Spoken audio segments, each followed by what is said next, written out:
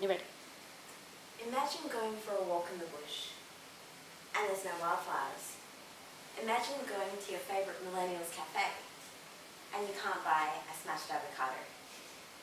Imagine trying to do a PhD without coffee.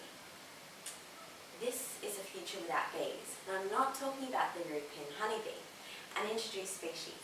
And as we know from cats and cane toads, introduced species typically have bad effects on our wildlife. No, I'm talking about our native bees.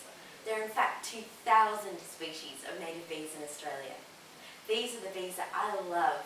They give me a real buzz, and the ones that we really need to protect. You see, native bees are often better pollinators compared with honeybees, and this is especially the case for our wildflowers.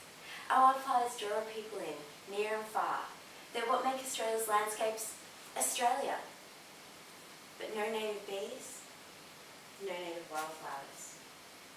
Native bees can also be better pollinators of fruit and veggies. Take tomatoes for example. Honeybees can't even pollinate these. Our native blue-banded bees though, they produce bumper crops. Now the issue is that our native bees are under threat, suffering from a lack of feed resources through habitat destruction as we make way for cities. How can we help them? By planting flowers, but not just any flowers. Many of our native bees are quite selective in what they'll forage on.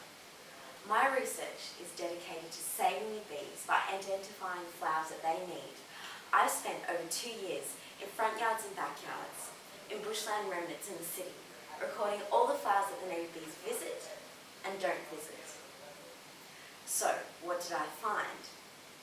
Well, I made observations of over 27,000 native bees belonging to over 120 species, so clearly the suburbs do host a rich biodiversity of native bees.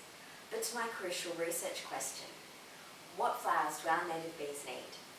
Well, concerningly, many of the flowers marketed as bee-friendly on popular gardening websites actually aren't that attractive to native bees. Plant bees, and it's like trying to give Brussels sprouts to kids. They're just not interested. Instead, what our native bees really need are native wildflowers, in particular our iconic eucalypts, bottle brushes, and native pea plants. So, what does this all mean? Well, firstly, we really need to protect and restore patches of native vegetation.